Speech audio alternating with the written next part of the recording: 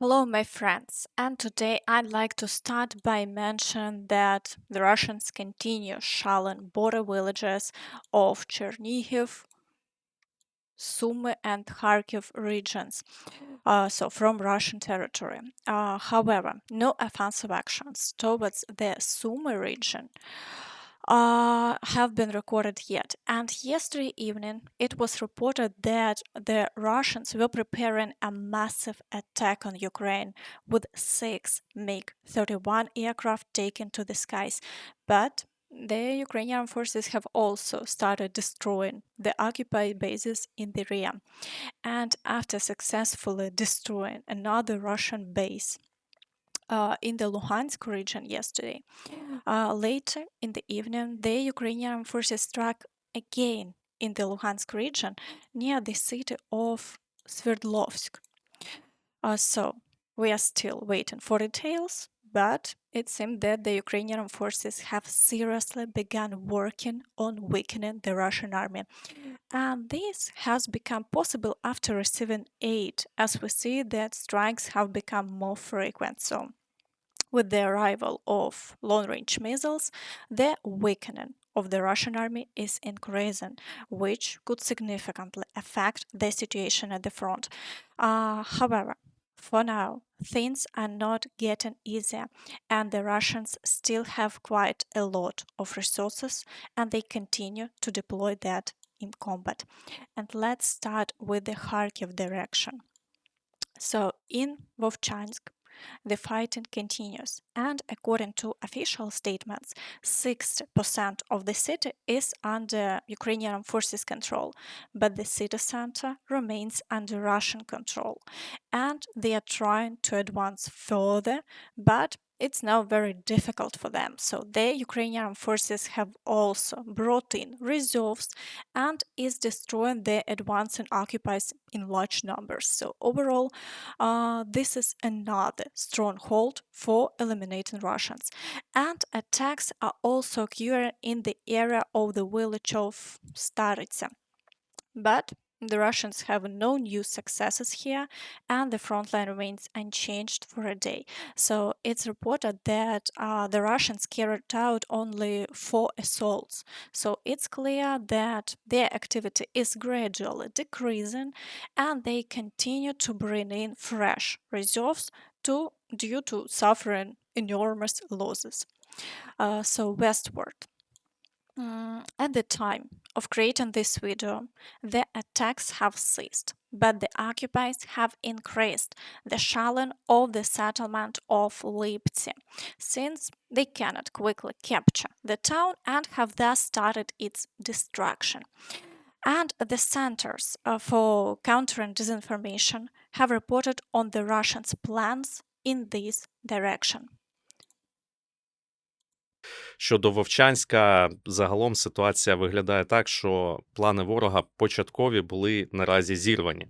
Але ворог продовжує докладати зусиль для того, щоб все ж таки закріпитися у Вовчанську і створити там певний плацдарм. Відповідно, військові російські говорять про те, що їхня задача дійти, в тому числі до Липців, там закріпитися, тримати оборону і забезпечити, скажімо так, втягування додаткових сил у це прикордоння з Білгородської області, які досі не були задіяні. So, meanwhile, the deputy commander of the 3rd Assault Brigade said that the Russians continue to accumulate forces in the Sumy region. So, in the Sumy region, the Russians are amassing troops for an offensive, said the deputy commander of the 3rd Assault Brigade. And according to him, the occupiers will not be able to take Kharkiv, but they are gathering forces near the Sumy region to stretch our troops as much as possible. And he also emphasized that it will not get any easier in the near future, and we are in for a summer of heavy fighting. So, overall, we are waiting to see how events will unfold further. But let's continue our frontline overview. So, in the Kupiansk direction, battles for Sinkivka and also Ivanivka are ongoing. But as before, the Russians have had no success in this direction and the front line remains unchanged. In the Svatove area, attacks on Stelmachivka and Berestove continue, and today attacks on Novoyegorivka have resumed, but there are no changes along the front line of contact. So, in the Crimea direction, Shalin continues without any offensive actions. However, this doesn't mean that the Russians are finished and there will be no more attacks here.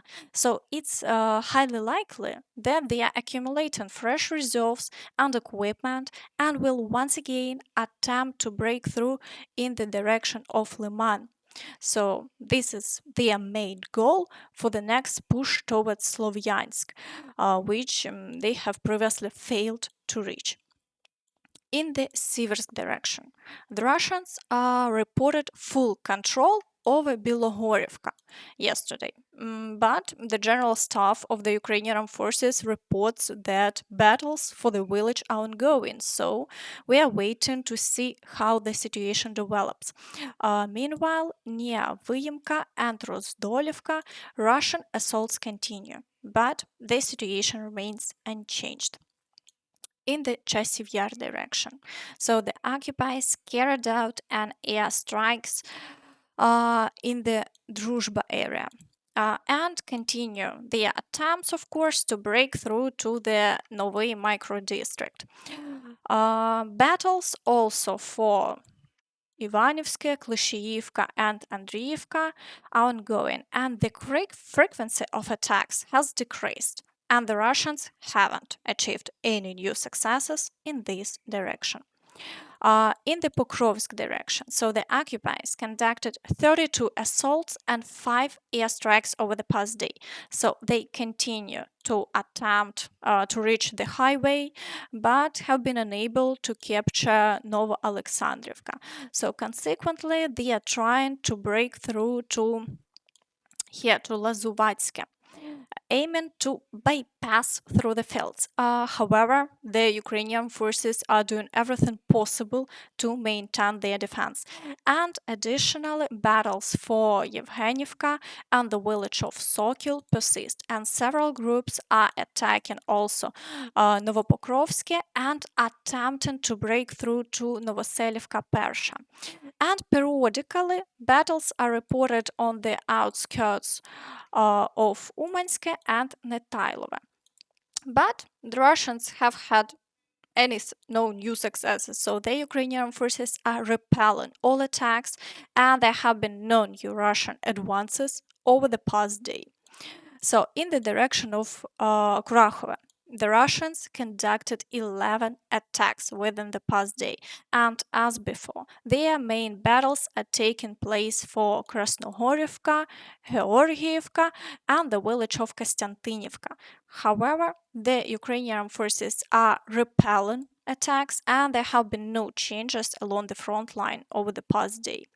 So, in the Vuhledar direction, battles are ongoing for Staromayorsk, and attempts to break through further towards Vodiane persist. But despite not achieving any success over the past day, it's worth noting that previously the Russians had significant success in this direction, and today Vuhledar remains under a significant threat.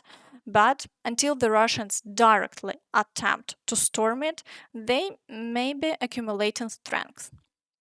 So, in the Zaporizhia direction, only Shalin is being recorded, and there have been no new changes along the front line. In the Kherson direction. So the situation remains stable. Shalin of the right bank continues, and strikes on Ukrainian positions on the left bank near the village of Krinki also persist. However, despite everything, the Ukrainian forces maintain control over the area. And meanwhile, Zelensky informed partners that decision making regarding the transfer of necessary equipment is significantly delayed. рішення, до якого ми потім всі разом приходимо, воно десь запізнюється на рік. На мою думку, я кажу, як є. Не на риторичні, аналітичні дані, що буде або що станеться. Якщо би Петріоти нам передавали на самому початку, коли дронів було дуже мало, коли вони застосовували ракети, і вони би бачили, що ракети збиваються, вони би бачили, що це унеможливлює їх застосування глобальне застосування по нашій енергетиці. Не було б ніяких блекаутів. Мало того, ми б могли зберегти максимальну частину, об'єм нашої української генерації енергетики. Але є те, що є. Великий крок вперед. Але перед цим 2 кроки назад. І тому нам треба трішки змінювати парадігму, розумієте?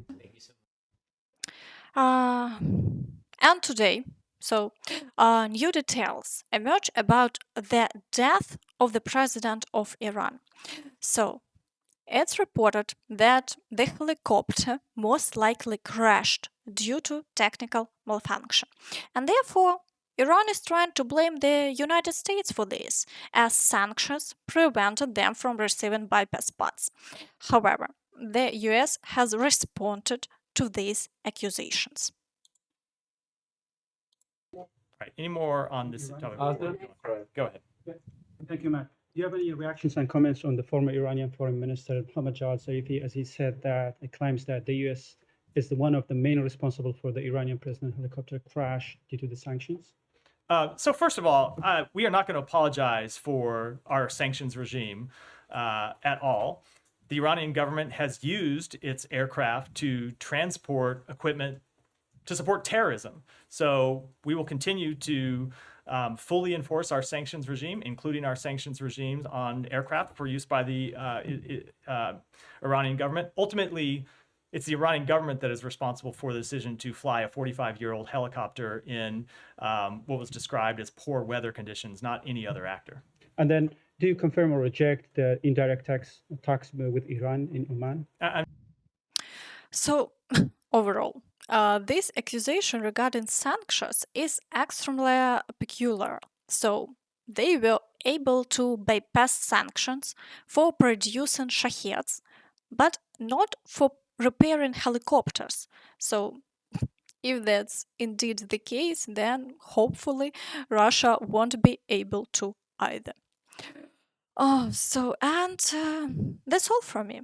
So, by the way, I'm sure you've noted that I have new equipment, and I want to thank you because it's all thanks to you, thanks to your donations and support. So, thank you very much. You're helping me improving my content. And that's all from me. So don't forget, of course, to like this video, subscribe to the channel, and hit the notification bell to stay updated on all the latest news. Thank you for watching, and see you next time. Bye bye.